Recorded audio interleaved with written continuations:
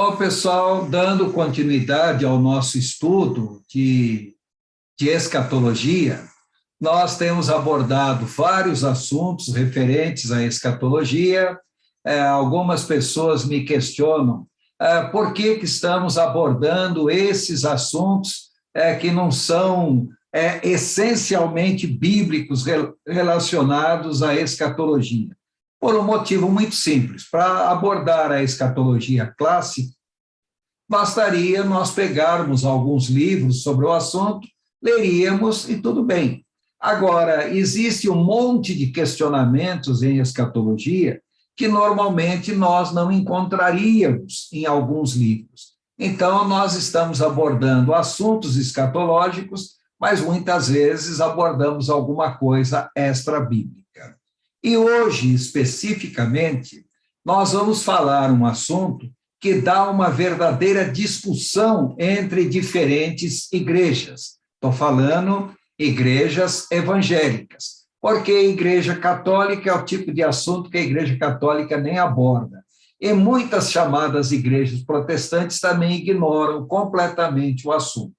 Então, um questionamento. A igreja de Jesus Cristo passará ou não pela grande tribulação?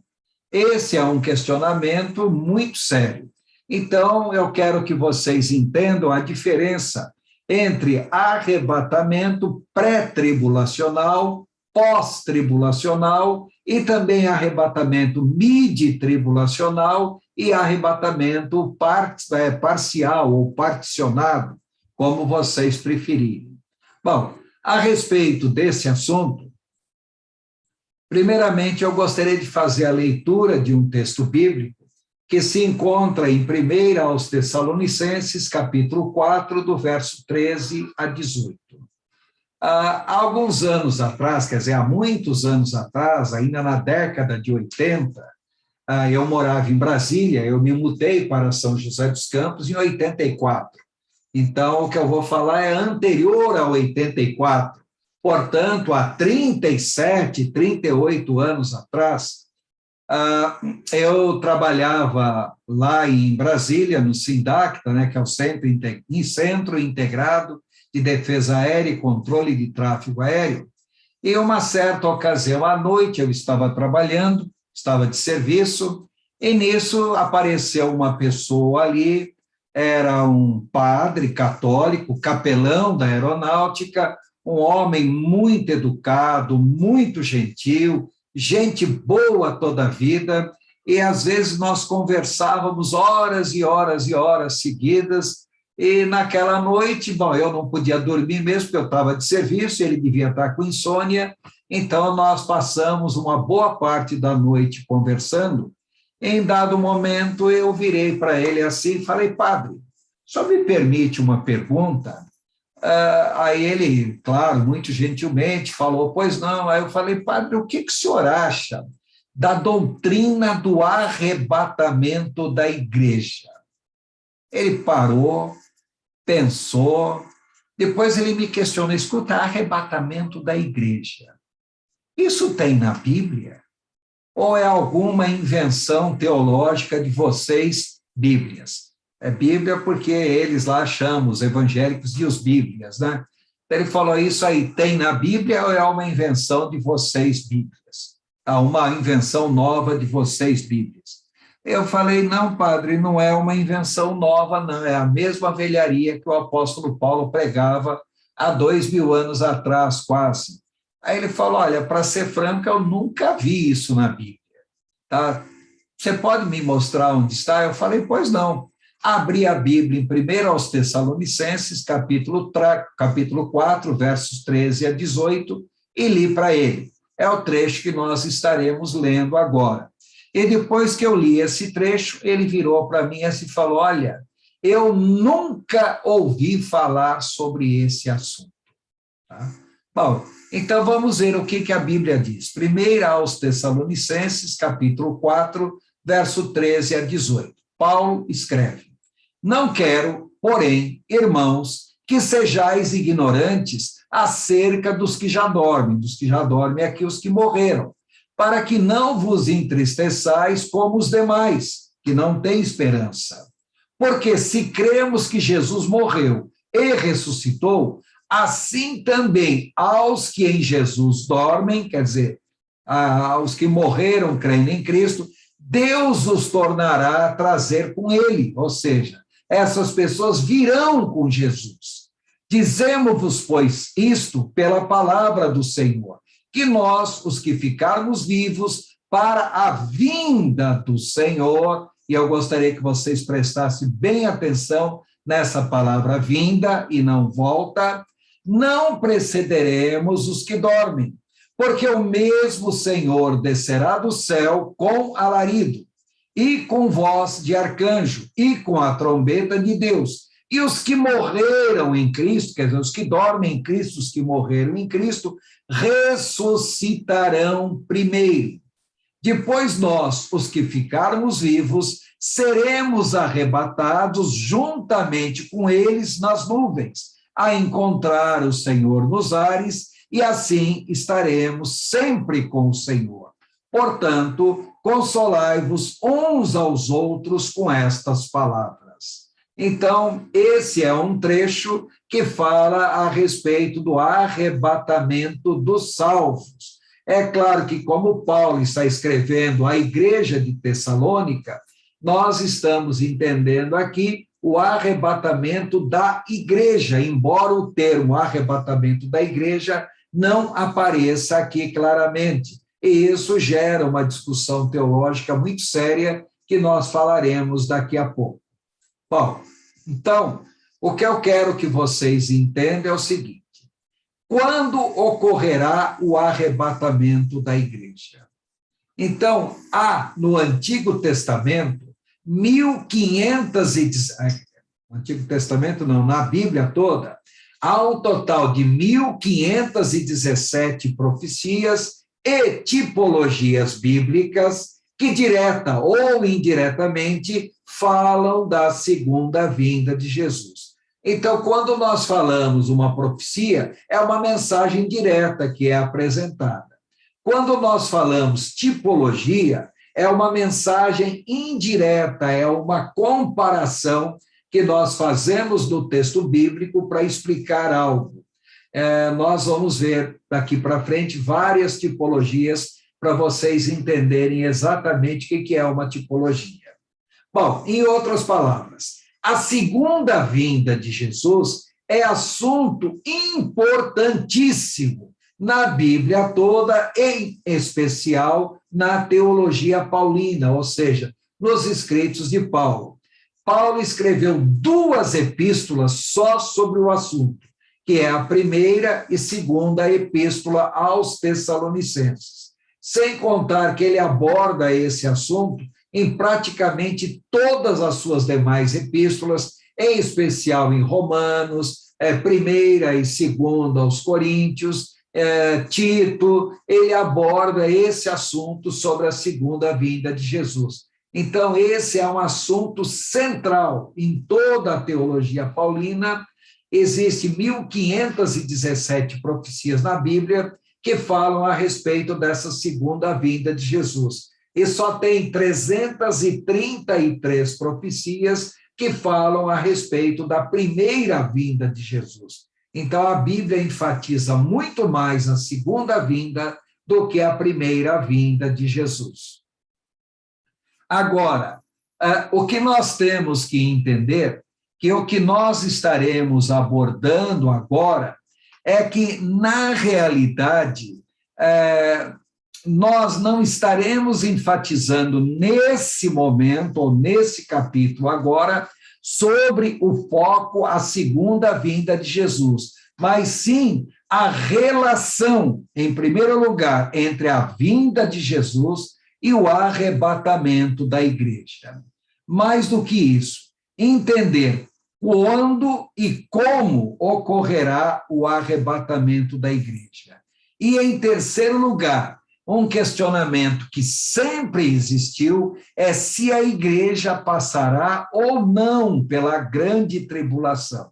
Bom, então, onde vocês verem escrito GT, em letra maiúscula, nós estamos nos referindo à grande tribulação.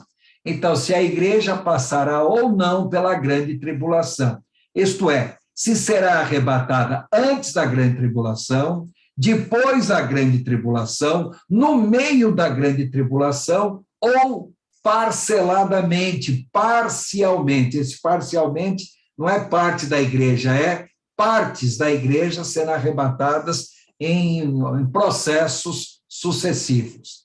Então, é o assunto que nós estaremos abordando agora. Bom, a primeira coisa que vocês têm que entender é que na igreja primitiva, a convicção de que Jesus viria era uma convicção muito forte. Os cristãos criam na vinda iminente de Jesus ainda para os dias deles. Eles não raciocinavam como coisa para 1000 anos, 2000 anos à frente. Eles entendiam que era um fenômeno que aconteceria ainda nos seus dias. E uma outra coisa também, de modo geral, em princípio, a igreja entendia que eles já estavam vivendo a grande tribulação. Portanto, eles esperavam a vinda de Jesus naturalmente após a grande tribulação, porque do ponto de vista deles, eles já estavam vivendo a grande tribulação. Só que o tempo foi passando, Jesus não vinha, os apóstolos todos foram morrendo, e aquela ênfase toda na vinda de Jesus, com o tempo foi arrefecendo, mas como eles estavam vivendo um período de muitas perseguições, então os cristãos criam que Jesus viria para livrar o povo no meio de todo aquele sofrimento. Mas, posteriormente, o imperador romano Constantino se converteu ao cristianismo e até então Jesus não tinha vindo e, de repente, aparece lá no Egito algumas pessoas, como Leônidas de Alexandria, que começou a pregar que a vinda de Jesus e o seu reino milenar sobre a terra, na realidade, era figurativo, não era algo real. Porque com a conversão do imperador Constantino ao cristianismo, teoricamente, o Império Romano passa a ser um império cristão. E, teoricamente, eles entendiam que agora era, já através de Constantino, a implantação do reino milenar de Cristo sobre a terra. Então, esse tipo de interpretação recebeu o nome de amilenismo. Por que amilenismo? A quer dizer não. Milenismo é 1000, mas se referindo ao reino de Cristo. Então, amilenismo é porque eles não criam mais na vinda literal de Jesus para implantar o seu reino. Eles criam que, com a conversão de Constantino, o reino já estava implantado e esse 1000 anos não queria dizer, não significaria 1000 anos literais, mas um tempo extremamente prolongado de tempo. Tá? Ou seja, uma duração muito grande. Em outras palavras, após a conversão de Constantino, aquela crença na vinda de Jesus para livrar o seu povo do grande sofrimento, essa crença foi arrefecendo, ou seja, chegou num ponto em que eles não criam mais numa vinda literal de Jesus e ignoravam, a partir daí, completamente esse conceito de arrebatamento da igreja. Bom, posteriormente, já durante a Idade Média, esse conceito amilenista de Leônidas, de Agostinho de Hipona, ele acabou sofrendo uma alteração, porque quando começou a Reforma Protestante, os protestantes entendiam que agora eles estavam destacando a vinda de Jesus para implantar o seu reino. E a Igreja Católica, obviamente, que não aceitava as doutrinas protestantes, pegou aquele amilenismo de Leônidas, de Orígenes, de Agostinho de Hipona, e deu uma interpretação chamada amilenismo preterista, ou seja, amilenismo passado, Em outras palavras, começou a entender que, na realidade, tudo aquilo referente à conversão de Constantino era a implantação do reino de Cristo. Então, os assuntos escatológicos, até hoje, dentro da Igreja Católica Romana, são assuntos totalmente irrelevantes, ou seja, algo que os católicos praticamente ignoram completamente o assunto. Bom, aí nós temos que entender que sempre houve, ao longo da Igreja, pessoas que entendiam que o livro de Apocalipse se cumpriria no futuro e entendiam que haveria uma vinda de Jesus para implantar o seu reino. Não aceitavam que a implantação do reino tinha ocorrido com a conversão de Constantino. Em primeiro lugar, porque Constantino se converteu ao cristianismo, mas foi uma conversão mais política do que propriamente dito uma conversão espiritual, porque os cristãos tinham se multiplicado em grande número, então ele precisava de uma plataforma política para governar sobre o Império Romano, e é óbvio que ele entendia que, tendo o apoio dos cristãos, seria mais fácil para ele governar. Ele era um cristão, mas era um cristão que se recusava até a ser batizado. Ele foi batizado faltando pouquíssimos dias para a sua morte, porque ele queria ter certeza que após o batismo ele não viria mais a pecar. Eu não sei dizer exatamente, parece que ele foi batizado 11 dias antes dele morrer. Por outro lado, também a mãe dele era uma cristã bastante dedicada, que se chamava uma cristã devota, e, obviamente, a mãe dele tinha, assim, a Catarina, a mãe dele, tinha, assim, um prestígio muito grande no ambiente cristão. Então, é óbvio que Constantino, ele usava isso, mas os cristãos em si não se deixavam enganar por essa política cristianizada de Constantino. Então, muitos continuavam a crer que, na realidade, não foi a conversão de Constantino, o cumprimento do livro de Apocalipse, o livro ainda era algo para se cumprir no futuro, criam na vinda de Jesus um dia para implantar o seu reino, e eles eram chamados de futuristas pré-milenistas. E para os futuristas pré-milenistas, o arrebatamento da igreja em si é a conclusão da salvação propriamente dita.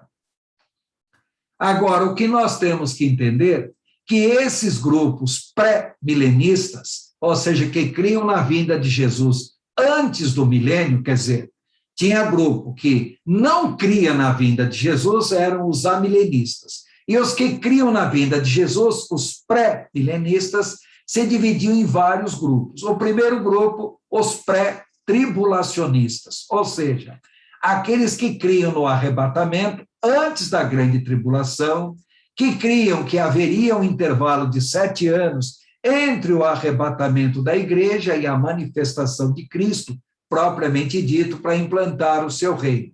E esse intervalo entre o arrebatamento da igreja e a manifestação de Cristo corresponde à semana 70, mencionada no capítulo 9 do livro de Daniel. Nós já vamos fazer um comentário sobre a semana 70. Então, para os pré-tribulacionistas, a igreja não passaria pela grande tribulação, e os pré-tribulacionistas creem até hoje que a igreja não passará pela grande tribulação. Por outro lado, muitos cristãos entendiam que já estavam vivendo a grande tribulação. Então, eles entendiam que o arrebatamento da igreja seria para dar fim à grande tribulação. Então, eram os pós-tribulacionistas. Então, eles creem que o arrebatamento se daria no final da grande tribulação, entendem que não haverá um intervalo de tempo entre o arrebatamento e a manifestação de Cristo. Então, para os pós-tribulacionistas, a igreja passaria pela grande tribulação, trazendo para os dias modernos, os pós-tribulacionistas modernos creem que a igreja passará pela grande tribulação normalmente. Tá? Agora, Em meados do século XX, isso não existia na igreja primitiva. Surge um outro grupo chamado de os midi-tribulacionistas. Na realidade, isso não surgiu no século XX, não. Surgiu lá no século XVI, século XVII, nós já vamos mencionar isso.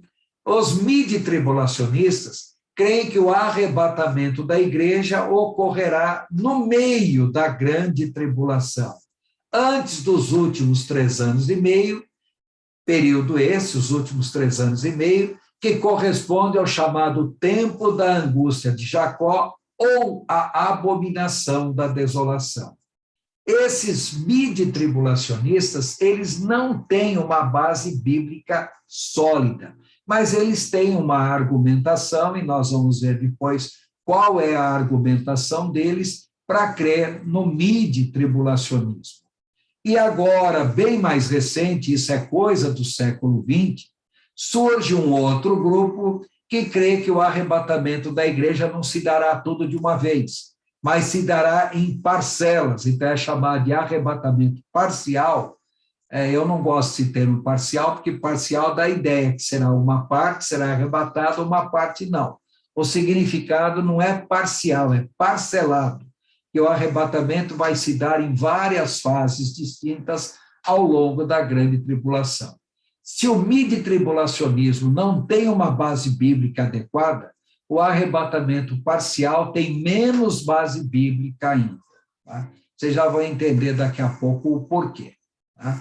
Então, entenda, os amilenistas, exemplo típico, a Igreja Católica Romana, muitas pessoas da Igreja luterana, várias igrejas, até mesmo pessoas da Igreja Metodista, embora não seja todo metodista, o pessoal da Igreja Adventista do Sétimo Dia, eles são amilenistas. Agora, independente do amilenismo, nós temos os pré-tribulacionistas, que corresponde hoje a mais ou menos 80% das igrejas protestantes e evangélicas, os pós-tribulacionistas, principalmente nas chamadas igrejas protestantes, e um grupo muito insignificante dos midi-tribulacionistas e também do arrebatamento parcial. Bom, esses midi-tribulacionistas e arrebatamento parcial, eu nem vou tecer muito comentário, mas eu vou fazer algumas citações sobre eles ao longo do nosso estudo. Bom, o que nós seguimos aqui é a chamada linha futurista pré-milenista, ou seja, com relação ao livro de Apocalipse. Nós cremos que o livro de Apocalipse, na sua maior parte, é para cumprimento futuro.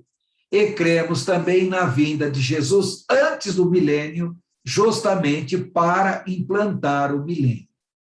Então, na igreja primitiva, esse foi o primeiro método de interpretação escatológica, quer dizer, o livro era futuro e o reino de Cristo, Jesus viria antes para implantar o seu reino.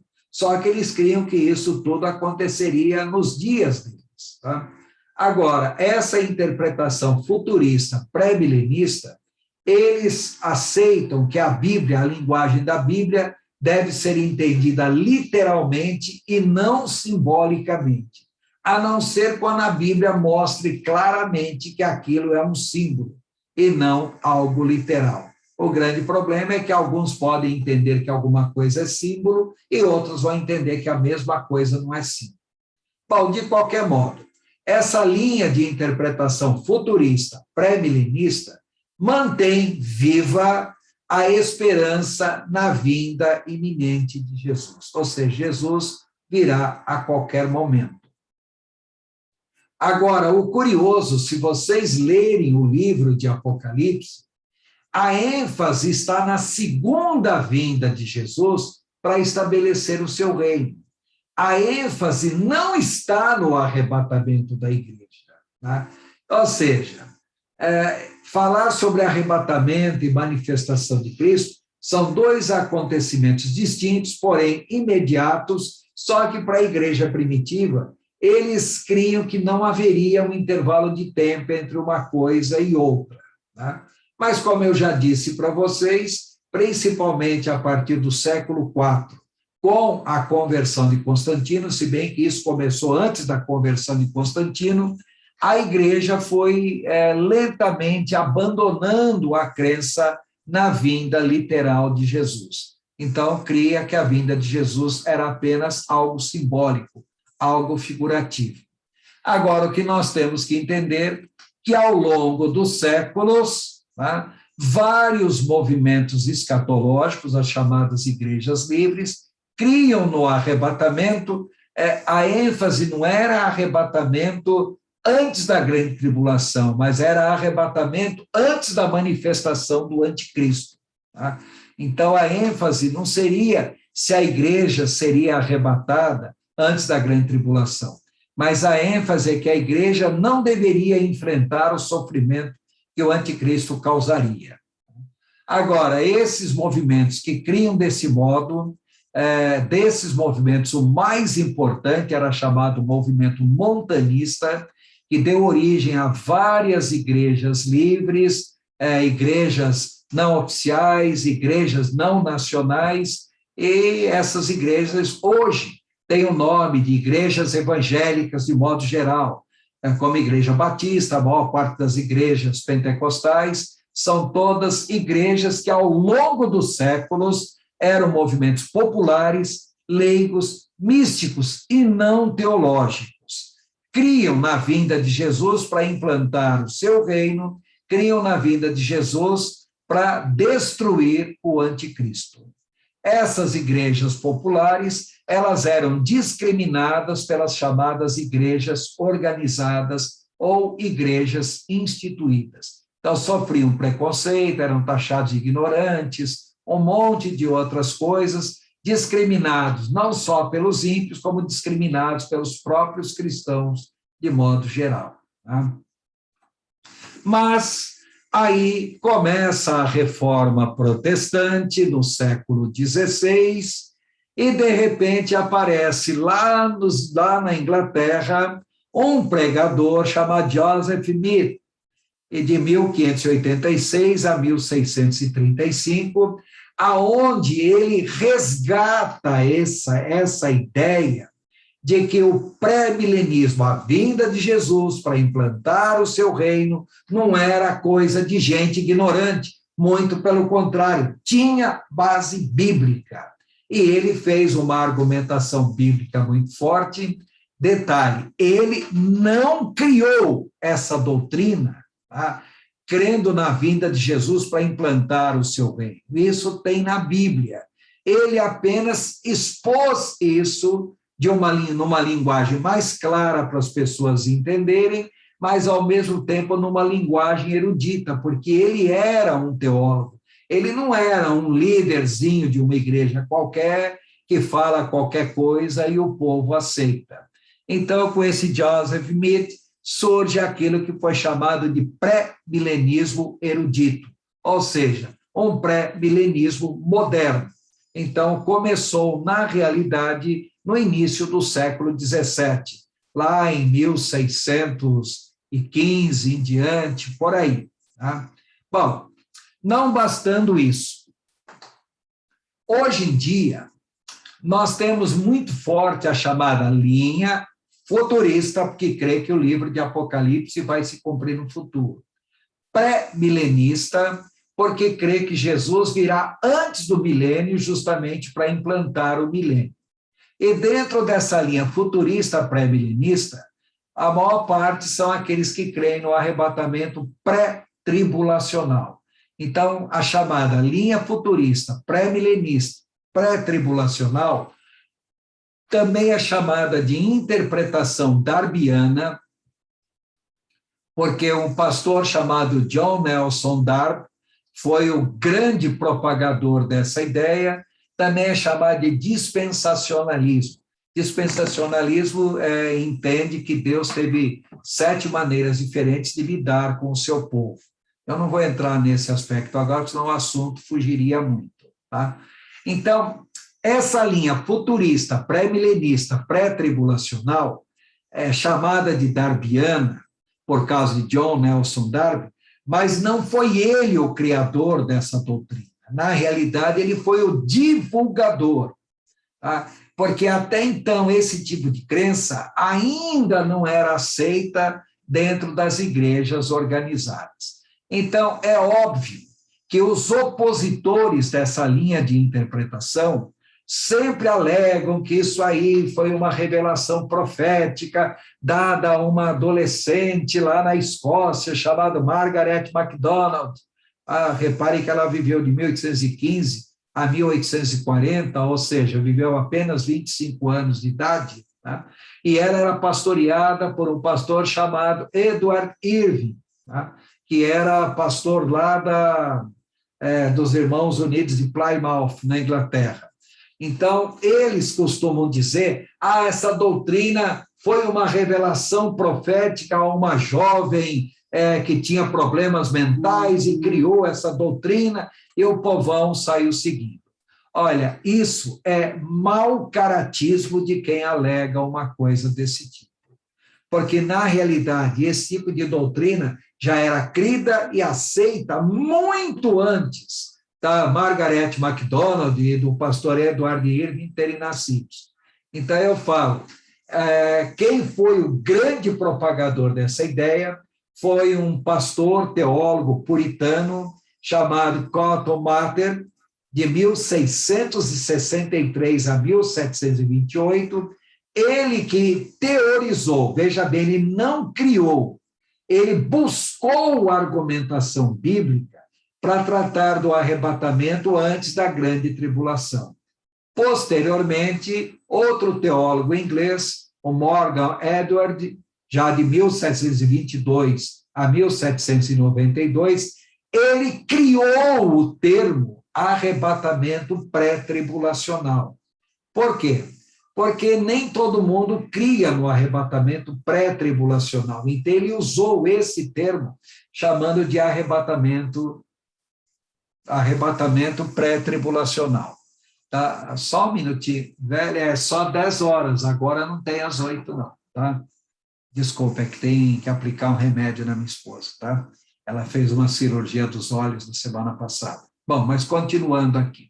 Agora, o principal teórico dessa linha de interpretação, como eu disse, foi o pastor John Nelson Darby, da Igreja Irmãos Unidos de Plymouth.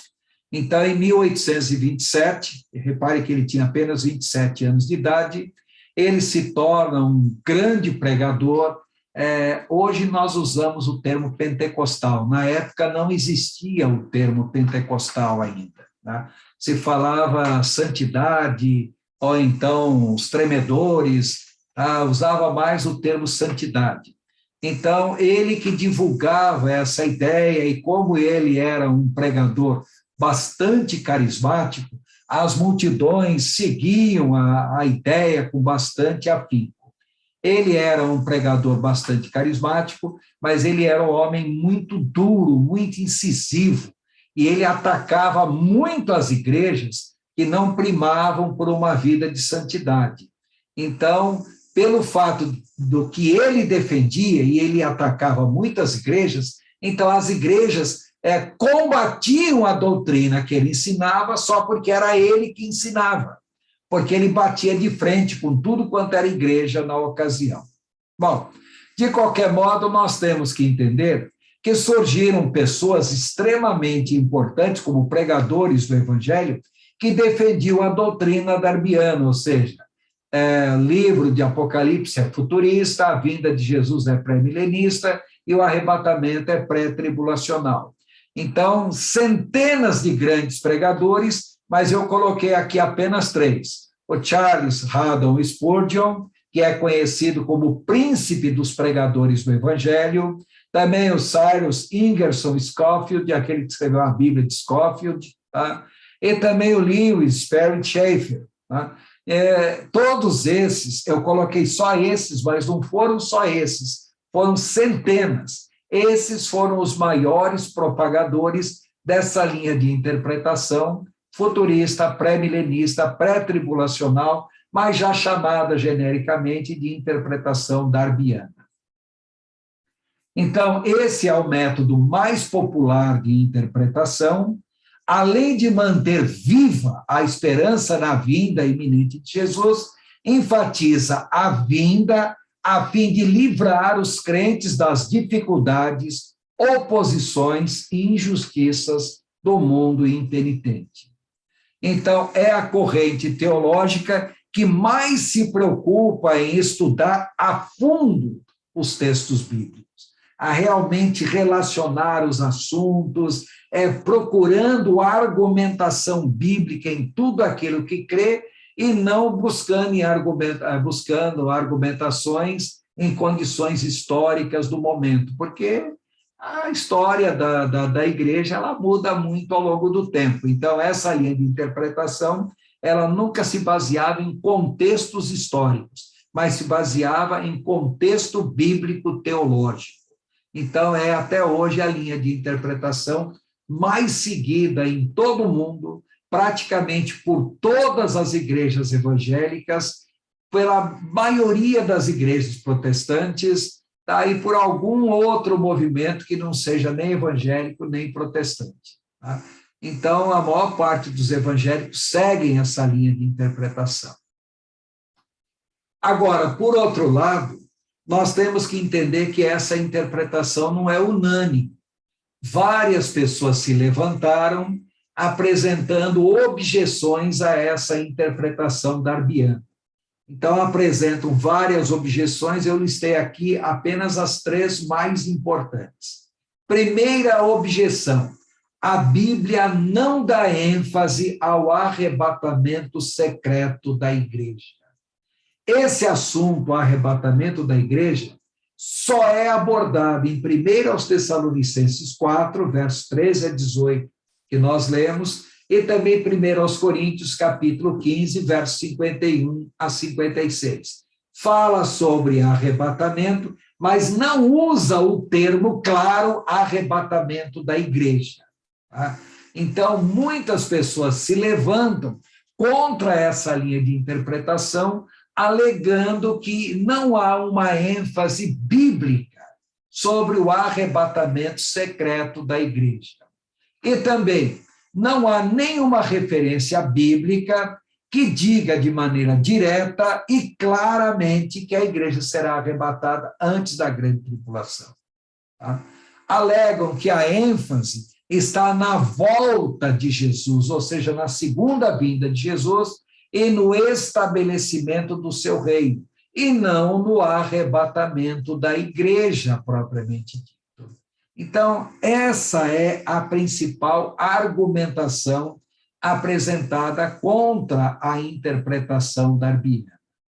Por outro lado, os darbianos contra-argumentam, alegando que a esperança na vida de Jesus e o desejo da igreja de morar com ele é um ponto central em toda a Escritura.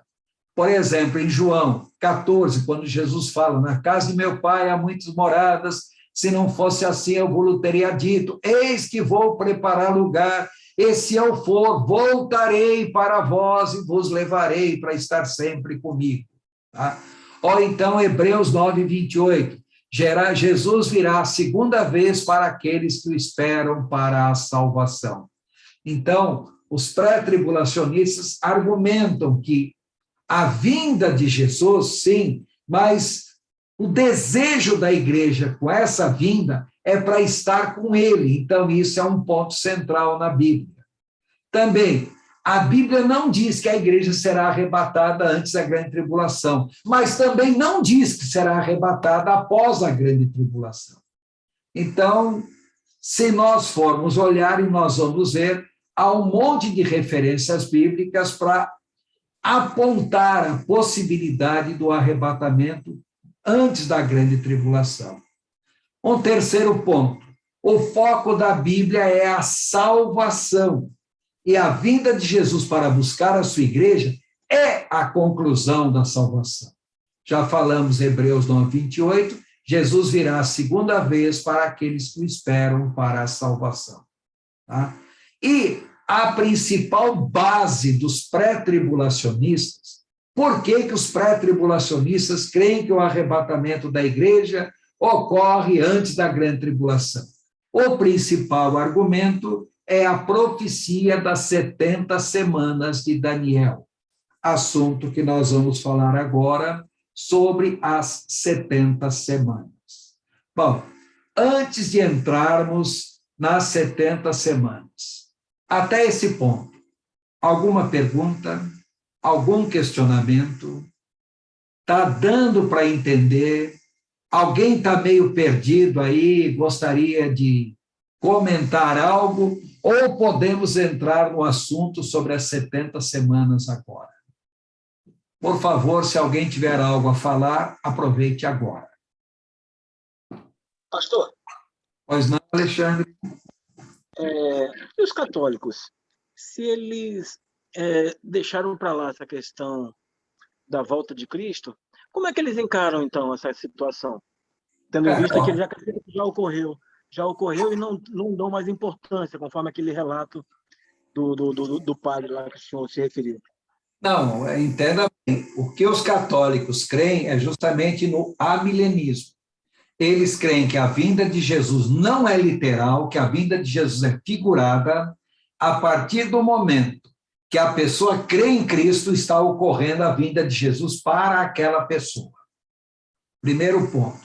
Segundo ponto, eles creem que o reino de Cristo já foi implantado a partir do momento que a igreja cristã, entenda-se católica, se tornou a maior autoridade dentro do mundo ocidental após a queda do Império Romano.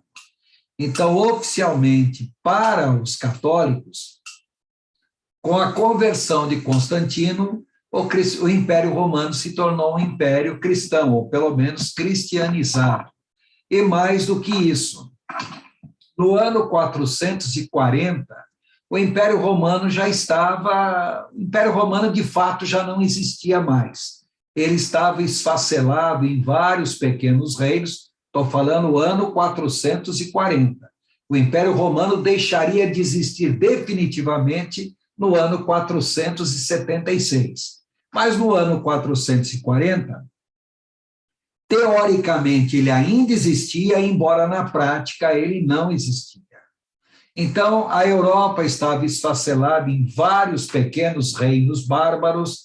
Então, onde hoje é Portugal, existia o reino dos suevos e alanos, aonde é a Espanha, o reino dos visigodos, no sul da França, os burgúndios, no norte da França, os francos, onde hoje a Inglaterra tinha o reino dos anglos, dos saxões, na Alemanha também saxões, na Itália, lombardos e vários outros reinos diferentes, no norte da África, os vândalos e assim por diante. Quer dizer, teoricamente, o Império Romano ainda existia, mas na prática, o imperador romano já não mandava mais nada, ele era meramente uma figura decorativa.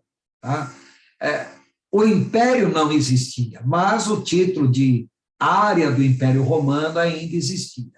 E nessa ocasião, no ano 440, um povo bárbaro, chamado Hunos, comandado por um cidadão chamado Átila, devastou grande parte da área do Império Romano, e os vários reinos que existiam dentro do Império Romano não tinham poder de lutar contra os hunos. E nessa ocasião, o bispo de Roma ainda não tinha o título de papa, Leão X foi se entrevistar diretamente com Átila, rei dos hunos, ou líder dos hunos. Exatamente o que ele fez, não dá para saber. O fato é que ele convenceu Átila e os seus hunos a ir para a fronteira oriental do Império Romano, onde hoje é a Hungria. Na ocasião, a Hungria não fazia parte do Império Romano, tá? Era fora da área do Império. Então, os hunos e Átila, né, o seu líder, foi para a região da Hungria, depois lá na região da Hungria, eles eram chamados de Magiares, tá? Até hoje, aquela área, na língua húngara, a Hungria é chamada de Magyar. Então, os húngaros se fixaram ali, até que, no fim, Átila morreu envenenado. Tá? Bom, mas o que interessa é o seguinte, o que convenceu, o que o bispo de Roma, Leão X, fez para convencer Átila a se afastar. Tá? Bom, é claro que Átila diz que recebeu um suborno financeiro muito grande e a promessa de poder se fixar na fronteira do império, onde hoje é a Hungria, sem dificuldade alguma, e para ele foi vantajoso. Saiu com um espólio muito grande. É claro que os cristãos alegam que não, que o bispo chegou lá e falou para ele que se ele atacasse Roma, ele iria direto para o fogo do inferno, ia queimar eternamente, etc., etc., amedrontou Átila e Átila não invadiu o Império Romano. Bom, seja lá qual for a história verdadeira, e nós nunca vamos saber, tá? O fato é que o bispo de Roma, Leão X, voltou para Roma consagrado, porque ele não só desviou os hunos de atacar Roma, como mais do que isso, ele, na realidade, conseguiu a adesão dos vários reis daqueles reinos bárbaros que estavam surgindo. Muitos desses reinos ainda não eram cristianizados, por exemplo, os próprios lombardos, né? Longobarbas, né? Porque usavam barba comprida. No norte da Itália tem uma região chamada Lombardia, até hoje. Tá? É uma área, uma província, quer dizer, várias províncias do norte da Itália com o nome de Lombardia.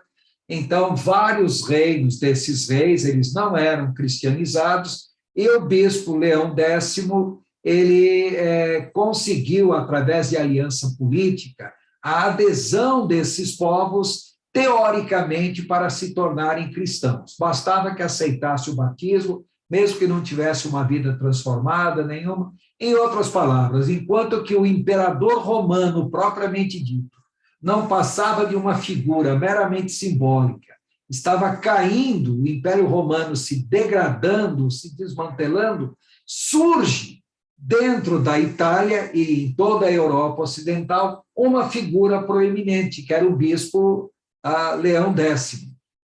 Como diz, embora ainda não existisse Papa, inquestionavelmente ele foi o primeiro grande Papa. Quer dizer, não existia o título Papa. Tá? O título Papa só surgiria no ano 612, quase 200 anos após. Então, o Leão X, ele conseguiu fazer da Igreja cristã a maior autoridade em toda a Europa Ocidental. Tá?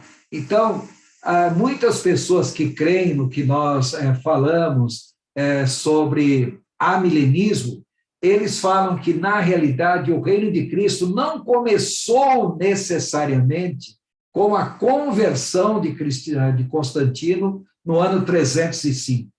O reino de Cristo, para eles, começou com Leão X no ano 440, quando ele se tornou bispo de Roma. Então, para os católicos, eles não creem numa vinda literal de Jesus, eles creem que a vinda é figurada, essa vinda figurada de Jesus ocorre ou no momento que a pessoa se converte, ou no momento em que a pessoa é batizada, mesmo que seja criança, aí ocorreu a vinda de Jesus. E para eles, o reino de Cristo, né, começa ou com Constantino ou com Leão X, então o reino de Cristo é um reino figurativo. Respondi a sua pergunta, Alexandre, ou tem mais alguma dúvida? Você está sem som. Não, o senhor mais do que respondeu, o senhor deu uma aula. Obrigado, professor. Alex, é para vocês entenderem que as circunstâncias históricas foram muito determinantes para o momento da igreja em si. A igreja não se tornou a maior autoridade na Europa, assim, gratuitamente. Na realidade, foi uma autoridade que a Igreja Católica foi conquistando. E desses personagens, obviamente, nós não podemos esquecer do Leão X. Como eu disse, ainda não existiu o título de Papa, mas, inquestionavelmente, o maior dos papas, em termos político, militar, econômico, foi o Leão X. A partir daí, lembrando que isso era ano 440, no ano 476 o Império Romano se desmantelaria de vez, mas com o desmantelamento do Império Romano, surge uma outra autoridade central na Europa, toda a Europa Ocidental. E essa autoridade central era o bispo de Roma. Tá joia? Na ocasião, como eu disse, o título de Papa ainda não existia, mas existiam igrejas que eram chamados centros do cristianismo, ou patriarcados. Então, existia patriarcado de Jerusalém, de Antioquia, de Éfeso, Atenas, de Cartago, no norte da África, Milão, Roma, na Itália, Constantinopla. Existiam 10 grandes patriarcados. Mas, inquestionavelmente, o maior patriarcado, o mais importante, o mais rico, o mais influente, era o patriarcado de Roma. Tá? E tanto que o patriarcado, o líder do patriarcado, ele era chamado de pai, daí o termo patriarca, pai mais antigo. E mais tarde o bispo de Roma se autonomearia é um pleonasmo, né? Se ele se nomearia ou autonomearia de pai dos pais, em latim, pater, patrum, e dessa expressão, pai dos pais, pater, patrum, pater, patrum, veio a abreviatura Papa. Tá? Então, essa abreviatura só seria criada no ano 612, mas o papado já estava instituído bem antes do ano 612. Alina, você quer fazer alguma pergunta? Alina, por favor, se manifeste. Alina, você sinalizou que quer fazer alguma pergunta. Quer falar? Pastor, perdão. Não, na verdade eu escrevi no chat que o áudio está falhando um pouquinho aqui para mim de vez em quando. Tá. Não sei se para todos. Olha, eu recomendo para quem o áudio está falhando, no caso da Alina, vocês tirem de vocês a parte de vídeo, tá? Fiquem só no áudio, porque a parte de vídeo consome muito da internet. Então, para quem está falhando muito, vocês tirem a parte de vídeo de vocês. Tá joia? Tá bem. Obrigada. Bom, pessoal, alguém mais tem alguma pergunta? Podemos continuar? Pois não, Marilda? Fala, Alexandre. Não, pastor, aqui a Rose está aqui, pastor, e fez uma pergunta. E aí mas eu também, assim, se o senhor puder responder, que eu sei que a aula está no meio, eu não quero atrapalhar, tem a irmã querendo falar e outras pessoas também devem estar querendo. Eu já fiz uma pergunta. Eu não sei se eu poderia deixar aqui a pergunta dela, se o senhor permitir. Sim, claro, Alexandre.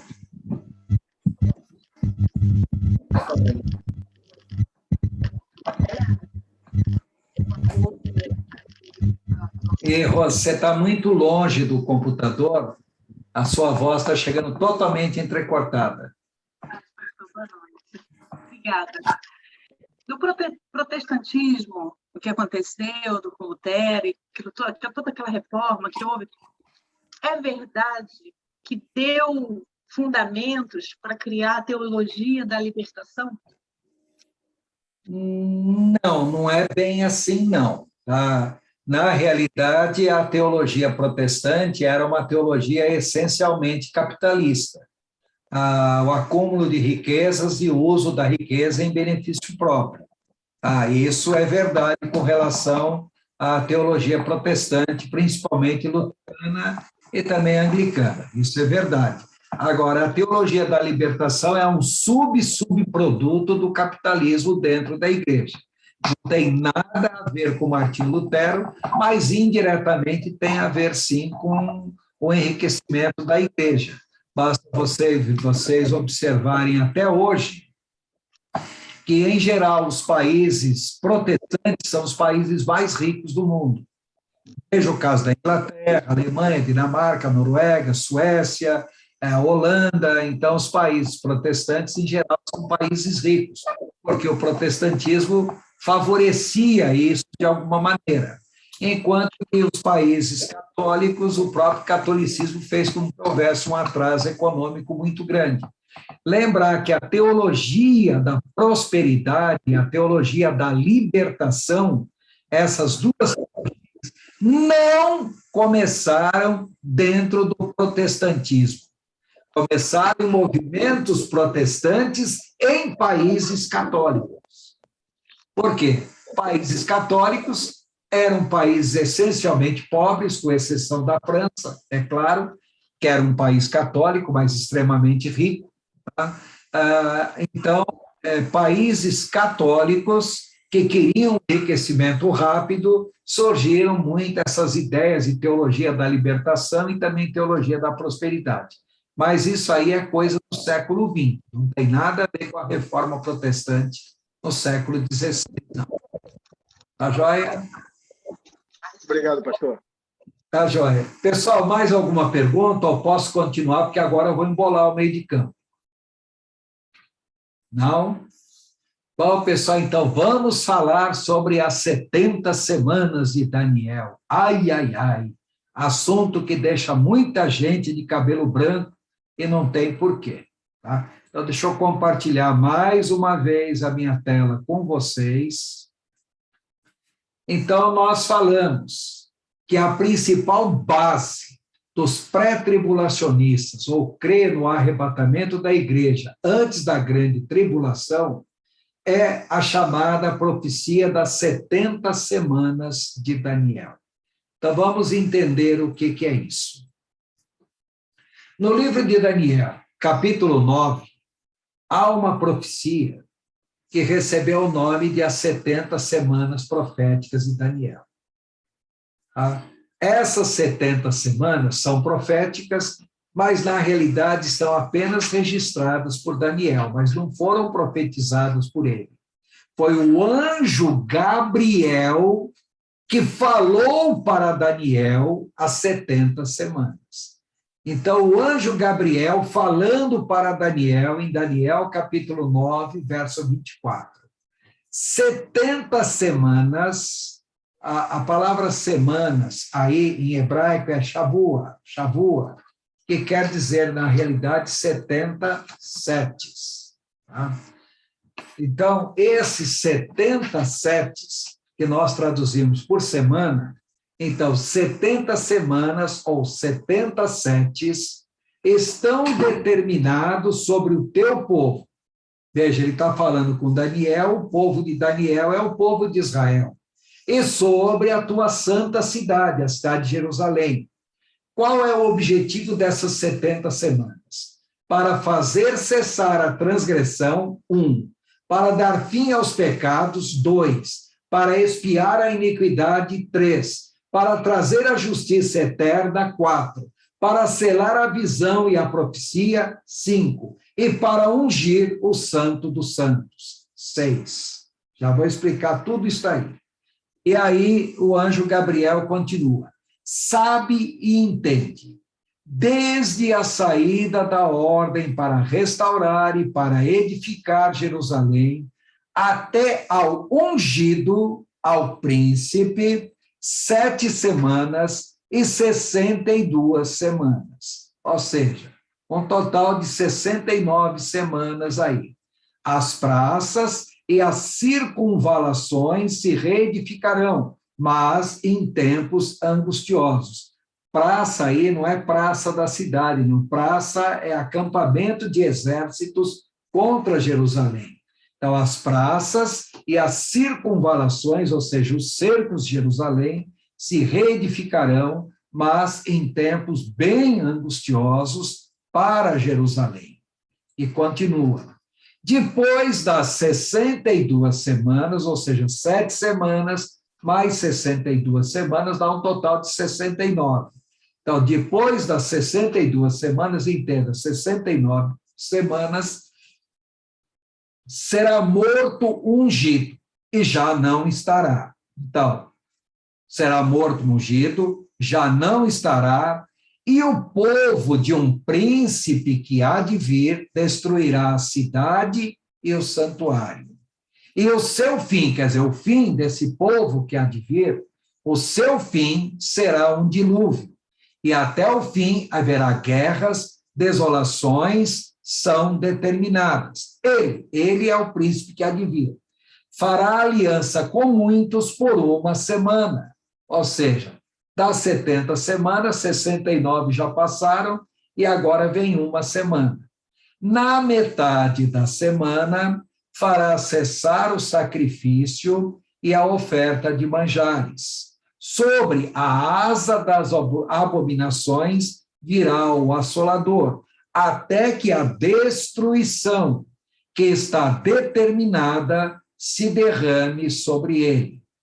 Então, nós lemos Daniel, capítulo 9, verso 24 a 27.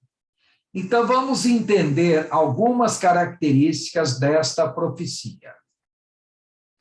Então, analisando a profecia das 70 semanas. Apesar de serem chamadas de 70 semanas de Daniel, a profecia foi proferida pelo anjo Gabriel e não por Daniel. Então, nós falamos 70 semanas de Daniel, mas deveria ser 70 semanas de Gabriel e não de Daniel. Então, é uma revelação que o anjo Gabriel está dando para o profeta Daniel. Daniel apenas vai registrar a profecia. Não foi ele que recebeu a profecia diretamente, recebeu indiretamente através de Gabriel. Tá? Agora, a quem é destinado essa profecia? 70 semanas estão determinadas sobre o teu povo e sobre a santa cidade. Então, essas profecias, ou essa profecia é destinada ao povo de Daniel, ou seja, Israel, e a santa cidade, ou seja, cidade de Jerusalém. Quando começa a contagem dessas 70 semanas? A partir do momento da saída da ordem para restaurar Jerusalém. Se vocês lerem no livro de Neemias, capítulo 1, versículo 1 a 4, tá? Foi quando saiu a ordem do imperador Artaxerxes para reedificar Jerusalém. Essa ordem foi proferida no primeiro dia do mês de Nissan, no ano 20º do reinado de Artaxerxes I Longânimo.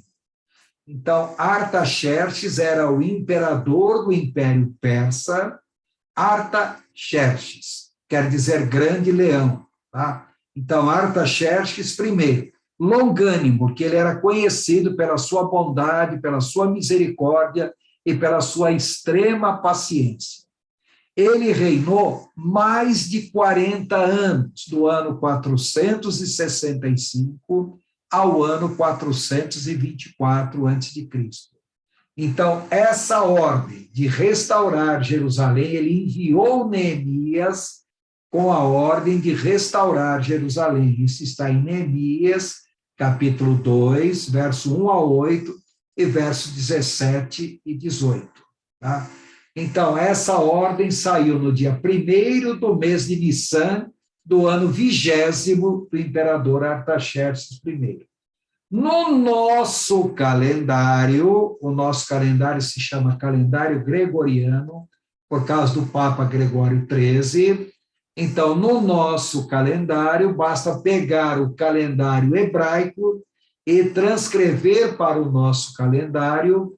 Então, essa ordem, dia 1º do mês de Nissan, do ano 445, do 20º ano do reinado de Artaxerxes, no nosso calendário, dia 14 de março de 445 a.C. Então, a partir daí, nós vamos contar 6 semanas, mais 7 semanas, mais 62 semanas, totalizando 69 semanas. Tá? Então, o final das primeiras 69 semanas. Deixa eu dar uma explicação. O calendário hebraico é chamado de calendário lunar. O calendário lunar, o mês tem 29 dias, ou no máximo 30 dias. Em outras palavras, toda a primeira noite de lua nova, ou seja, primeira noite sem lua, tá? É o dia 1º do mês. Então, no calendário lunar, o dia começa a contar a partir das 6 horas da tarde, não meia-noite. Então, chegou 6 horas da tarde, não tem lua essa noite, então aí é o 1º dia do mês. Então, quantos dias vai ter o mês? Tem mês que vai ter 29 dias, tem mês que vai ter 30 dias. Então, se vocês pegarem isso daí, 29 dias e meio, em média, multiplicado por 12, na realidade, o calendário hebraico dá 360 dias por ano. O nosso calendário, chamado calendário gregoriano, o ano tem 365 dias e 1/4. Então, na realidade, essas 69 semanas, basta vocês pegarem 69, multiplicar por 7, dá 483 anos do calendário hebraico, calendário lunar. Só que, se nós transformarmos esse calendário em calendário gregoriano, dá 476 anos no calendário gregoriano, que é um calendário solar. Ou seja, as primeiras 69 semanas, contadas dia a dia, totalizam 173.880 dias.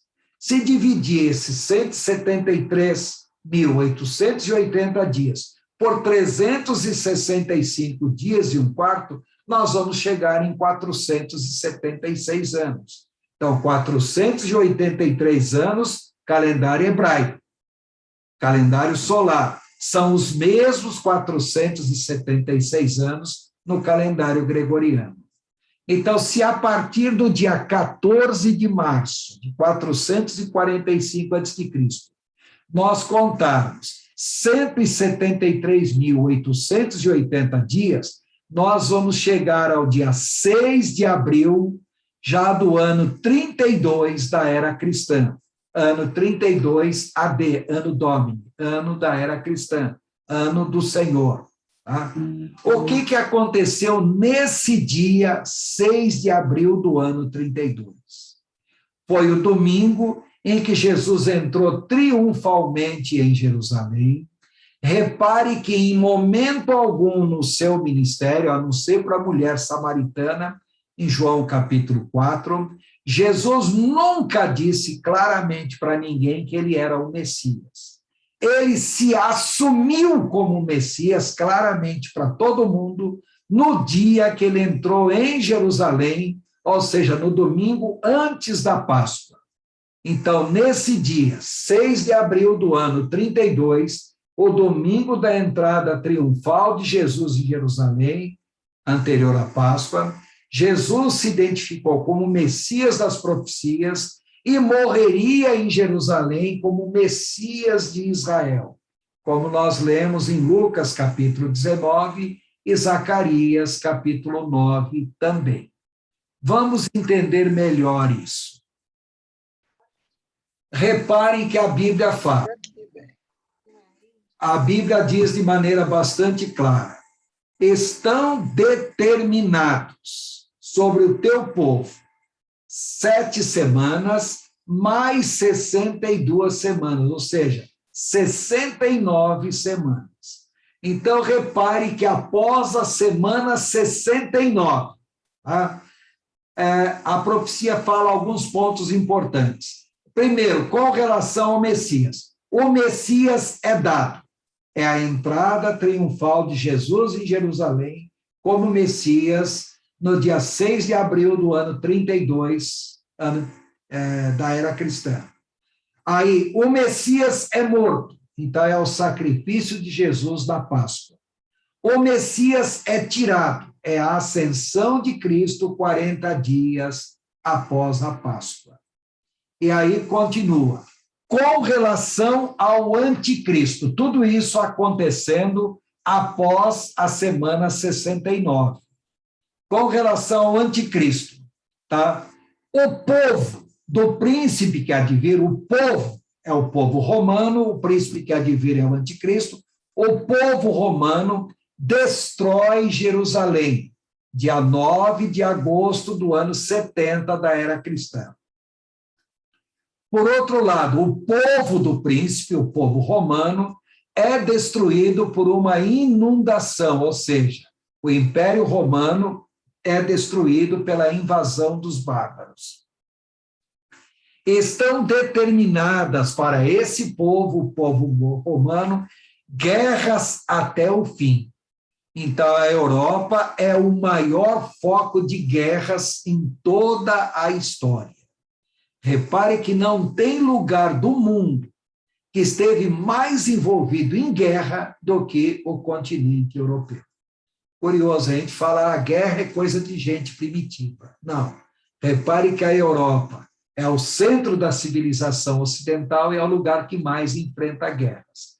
Então, repare aqui, olha, após as 62 semanas, quer dizer, a semana 69, o Messias é dado, o Messias é morto, o Messias é tirado, o povo do príncipe que há de vir destrói Jerusalém, o povo do príncipe é destruído por invasões bárbaras e guerras estão determinadas contra o povo do príncipe que há de vir.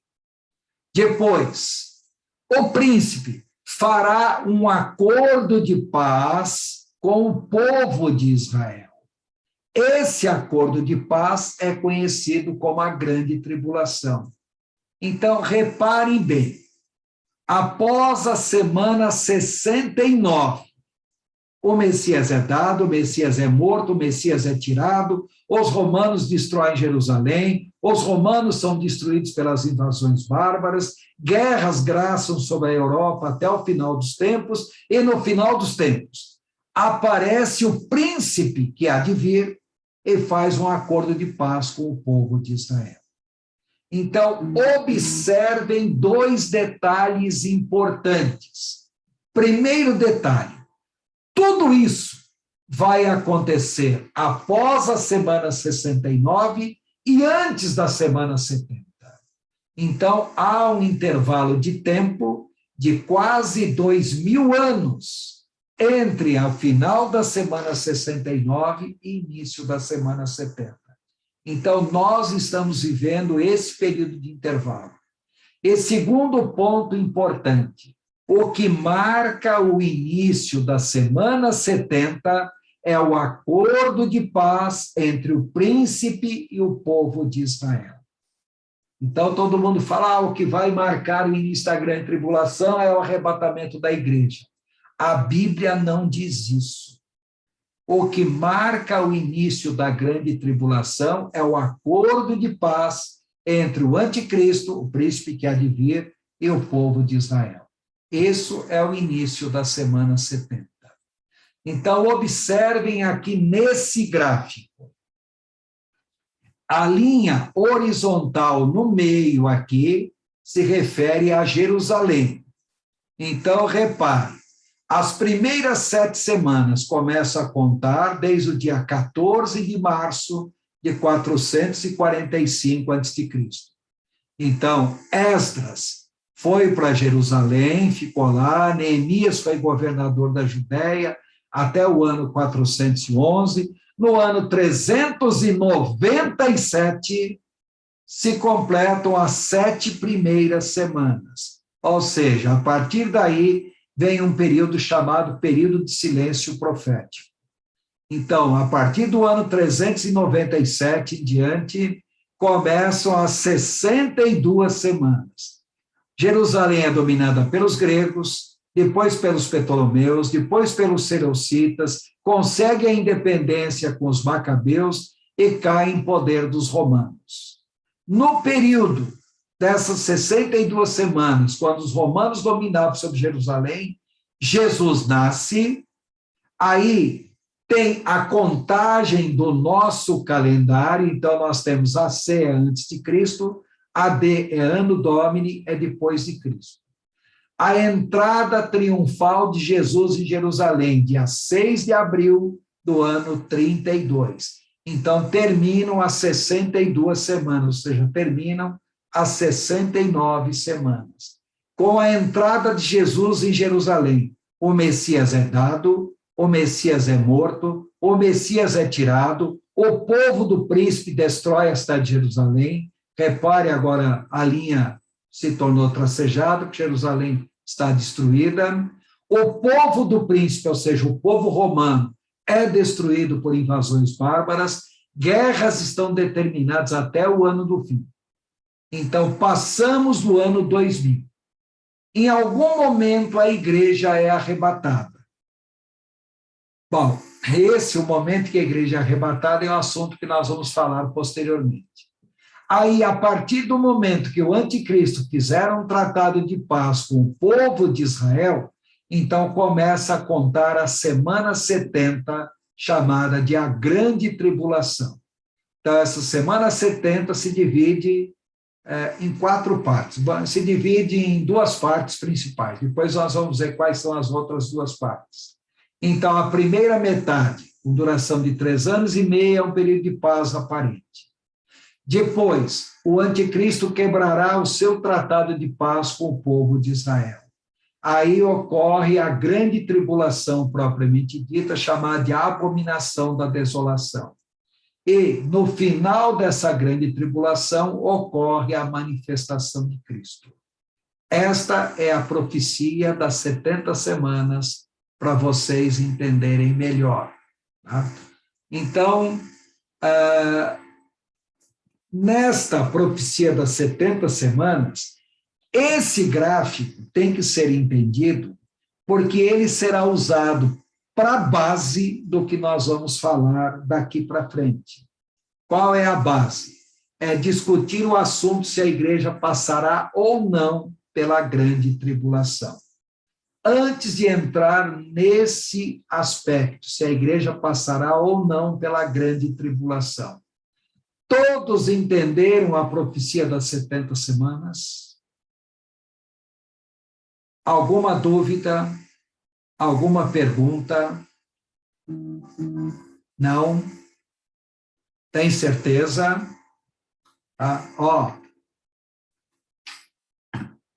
Se vocês não entenderem essa profecia das 70 semanas, vai ser difícil de vocês entenderem o que é a grande tribulação quando nós formos falar sobre esse assunto.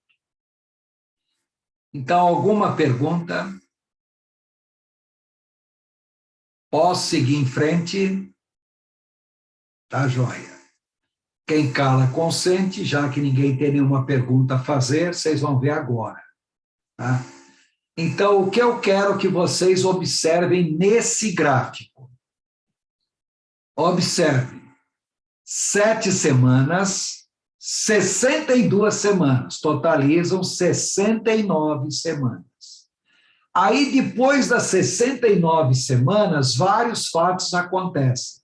O Messias é dado, dia que Jesus entrou em Jerusalém. O Messias é morto, a morte de Jesus lá em Jerusalém. O Messias é tirado, a ascensão de Jesus para o céu, 40 dias após a sua morte. O povo do príncipe, ou seja, o príncipe é o anticristo, o povo do príncipe é o povo romano, destrói Jerusalém no ano 70. O fim do povo do príncipe, ou seja, o fim do Império Romano, teoricamente no ano 476. Na realidade, o Império Romano já tinha caído bem antes disso.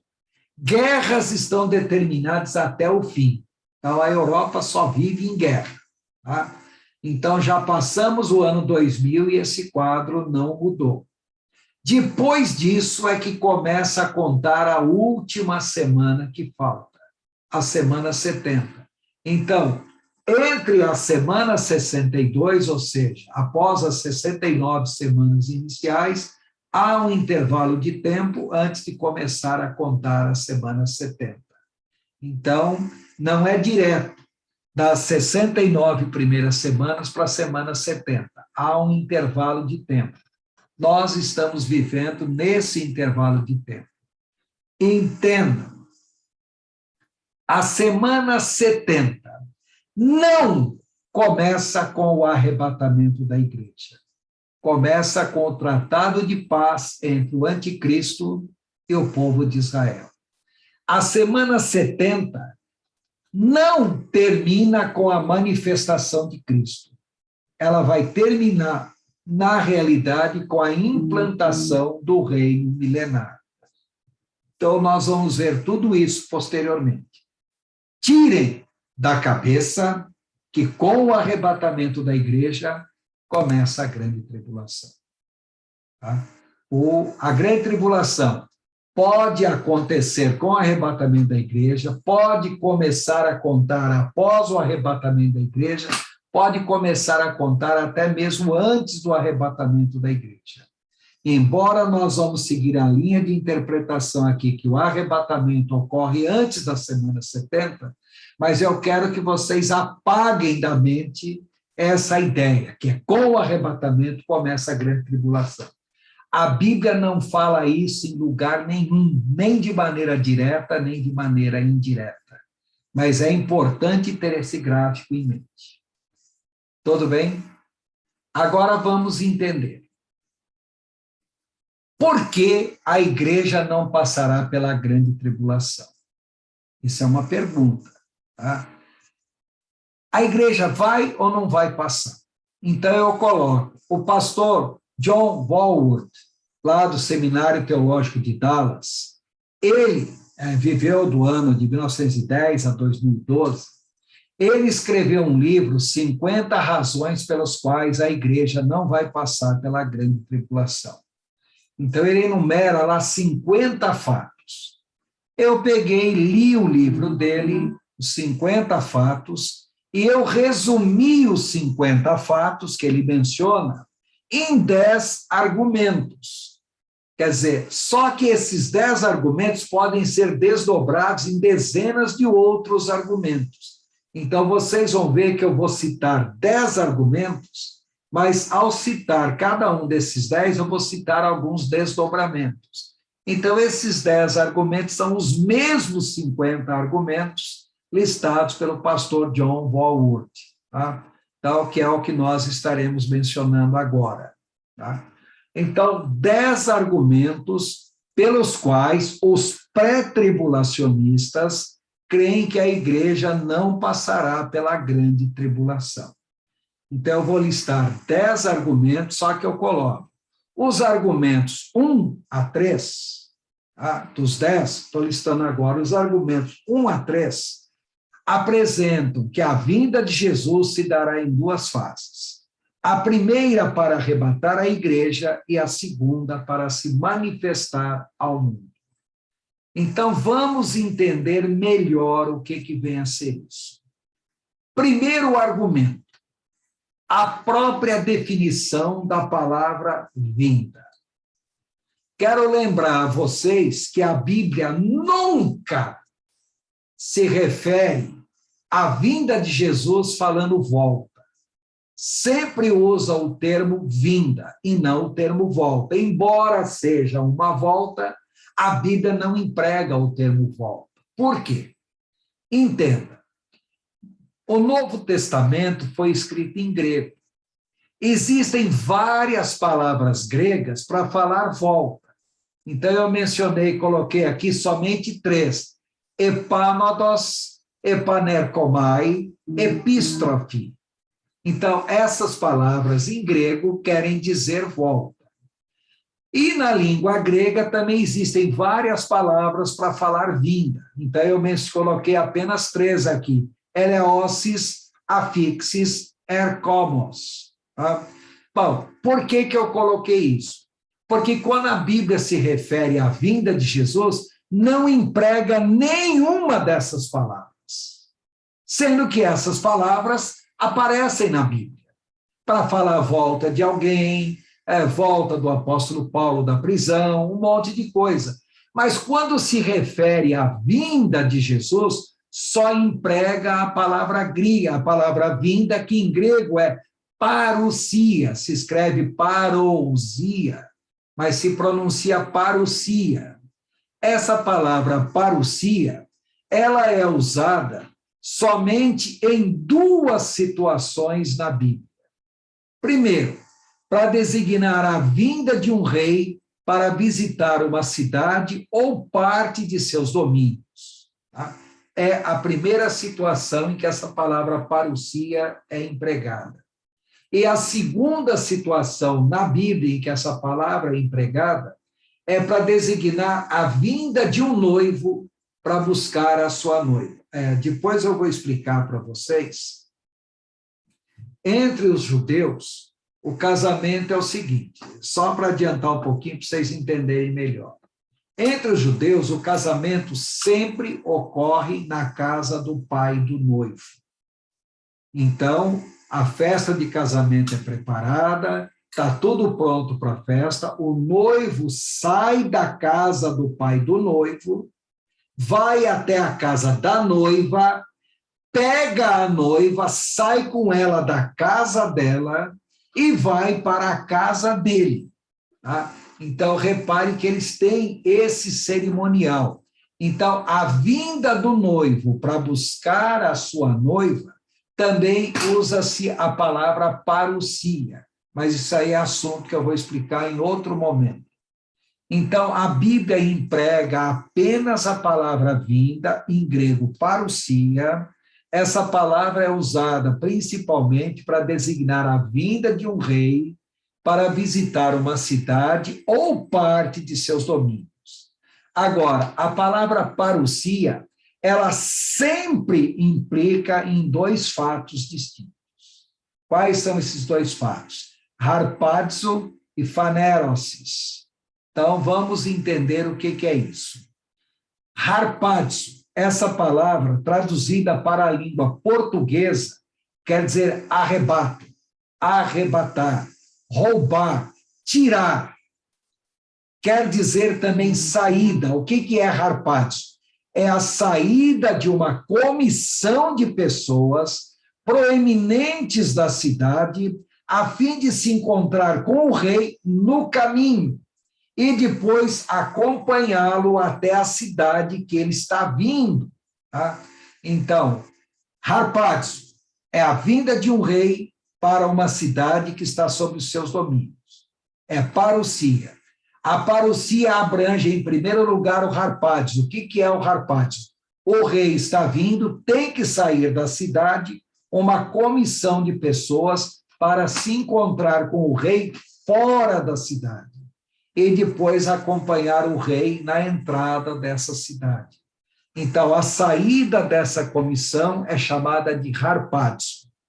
Depois disso, uma vez que essa comitiva sai da cidade, vai se encontrar com o rei, faz lá as prestações de contas que tem que fazer com o rei, aí o rei vem para a cidade juntamente com essa comissão. A manifestação do rei na cidade é chamada de phanerosis. Literalmente, a palavra phanerosis quer dizer manifestação. O que é isso? É a apresentação visível do rei na cidade, acompanhado pela comissão que foi encontrá-lo no caminho. Então, entenda, quando se refere à vinda de Jesus, a Bíblia poderia empregar várias outras palavras, mas não emprega. A Bíblia só emprega a palavra vinda em grego, parousia. Então, parousia é a vinda específica de um rei para uma cidade que está sob seus domínios. Com a vinda do rei, uma comissão sai dessa cidade para se encontrar com o rei. A saída dessa comissão é chamada de harpazo. Uma vez que essa comissão se encontra com o rei e essa comissão se manifestam na cidade. Essa manifestação é chamada de phanerosis, que é a manifestação ou apresentação do rei. Tá? Então, reparem uma coisa curiosa. Quando nós começamos a estudar escatologia, nós começamos tratando justamente a pergunta que os discípulos fizeram para Jesus: que sinais haverá da tua vinda e do fim do mundo? Então, repare que os próprios discípulos já separaram vinda e fim do mundo. Então, essa pergunta é uma pergunta dupla. Que sinal haverá da tua vinda e que sinal haverá do fim do mundo? O que eu quero que vocês entendam, que quando falo sinais da sua vinda, ou seja, é o período que vai do princípio das dores até o arrebatamento da igreja. No verso 13, Jesus acrescenta: aquele, porém, que perseverar até o fim, será salvo. Então, a vinda de Jesus implica até em perseverar para ser salvo. E quando fala sinais do fim do mundo, é o período da grande tribulação até a manifestação de Cristo. Não é fim do mundo no sentido de destruição do mundo. É fim do mundo no sentido de fim da ordem institucionalizada, da ordem estabelecida. Então, na igreja primitiva, essa divisão de Mateus capítulo 24 em 2 períodos é apresentada pelo contexto do capítulo, sendo clássica dentro do pré-tribulacionismo. A igreja primitiva já fazia essa distinção entre os 2 fatos acima. A igreja primitiva já falava sobre a vinda de Jesus e falava sobre o fim do mundo na manifestação de Jesus. Então, a própria igreja primitiva já entendia que a vinda de Jesus implicaria em 2 fatos distintos. Lembre-se que eu falei sobre tipologias. O que vem a ser tipologias? São comparações, são figuras de linguagem, aonde o tratamento com relação à vida de Jesus é apresentado, mas de maneira indireta. Então, em Mateus capítulo 24 e 25, Jesus menciona 8 parábolas. Repare que Mateus 24 e 25 é o Sermão do Monte, onde Jesus fala sobre a sua vinda. E nesse Sermão do Monte, Jesus falando da sua vinda, ele cita 8 parábolas. Primeiramente, a parábola da figueira. Então, ele manda olhar para a figueira e para as outras árvores. Quando ela voltar a dar frutos, a vossa redenção está próxima. Ele está destacando aí a iminência da vinda de Jesus. Ainda em Mateus capítulo 24, versos 43 e 44, ele também cita a parábola do pai de família vigilante. Se o pai de família soubesse a que hora viria o ladrão, se prepararia. Como não sabe, ele tem que estar preparado o tempo todo. Então, nessas 2 parábolas, Jesus está destacando a iminência da sua vinda. Nós não sabemos quando ele virá, então nós temos que estar preparados o tempo todo, porque pode acontecer a qualquer momento. Depois, ele fala, em Mateus capítulo 24, versos 37 a 39, a figura de Noé, aonde Noé construiu uma arca, entrou Noé e sua família dentro da arca e veio o dilúvio. Após o dilúvio é que Noé e a sua família vieram para a terra e começar tudo de novo.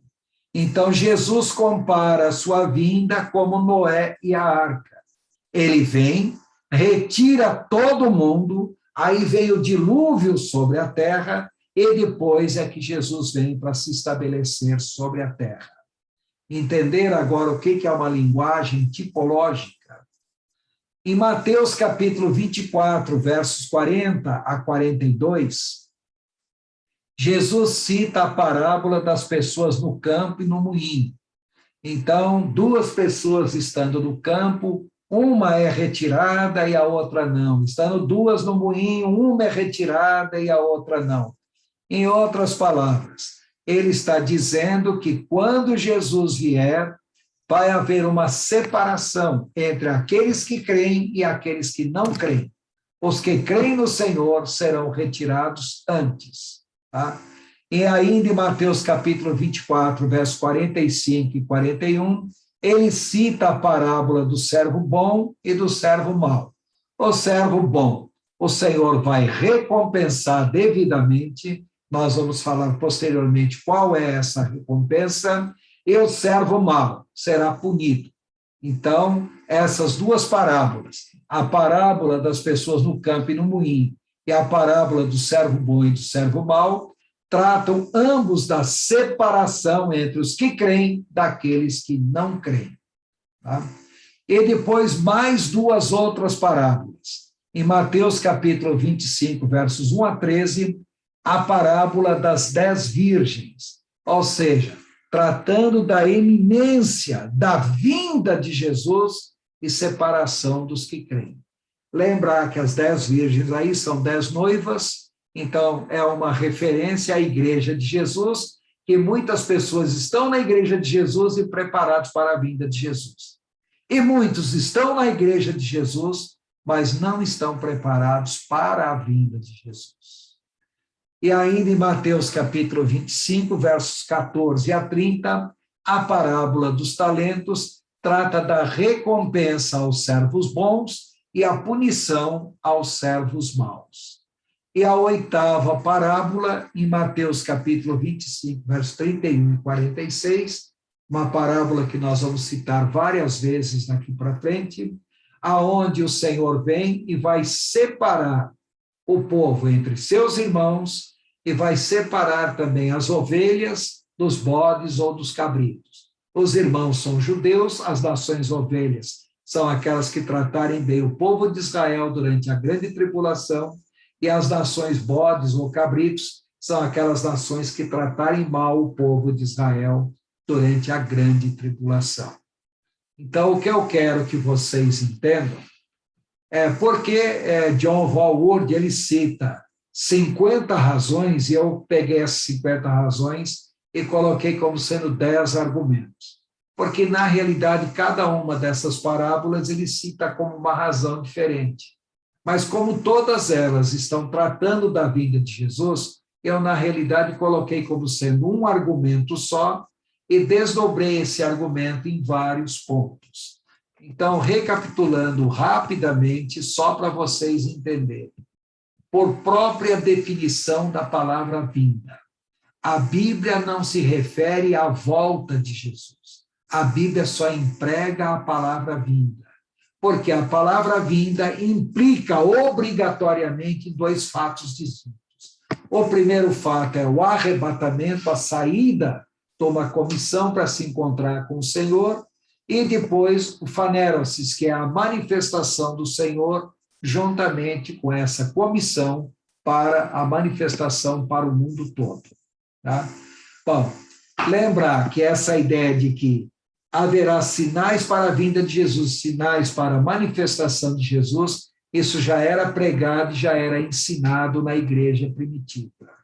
E aí eu coloco 8 parábolas mencionadas em Mateus capítulo 24 e 25. Nesses 2 capítulos, nós temos o sermão escatológico de Jesus. E essas 8 parábolas, todas elas se referem à vinda de Jesus. A vinda de Jesus é iminente, temos que estar preparados o tempo todo. A vinda de Jesus é para livrar o seu povo de um grande sofrimento que há de vir, que há de ser derramado sobre o mundo. Na vinda de Jesus haverá uma separação entre os que creem daqueles que não creem. Tá? E aqueles que creem receberão recompensas do Senhor, e os que não creem serão punidos. Uma vez que o Senhor se manifeste, aí, quando ele já manifestar para estabelecer o seu reino sobre a terra, nós temos que separar as nações irmãs, os irmãos que são os judeus, as nações ovelhas e as nações bodes ou cabritos. Tá? Bom, esse é o primeiro argumento para entender por que a igreja não passará pela grande tribulação. Como eu disse, são 10 argumentos que nós estaremos trabalhando aqui. Vamos parar nesse primeiro argumento, porque não dá mais tempo, e na próxima sexta-feira nós vamos dar continuidade a esse assunto, abordando o segundo argumento, que é a harmonização de referências bíblicas, e assim por diante. Mas isso aí já é assunto para a semana que vem. Então, vamos parar por hoje nesse ponto. Eu vou interromper a gravação do vídeo nesse momento e, após isso, deixo o tempo aberto para alguém que queira fazer alguma pergunta.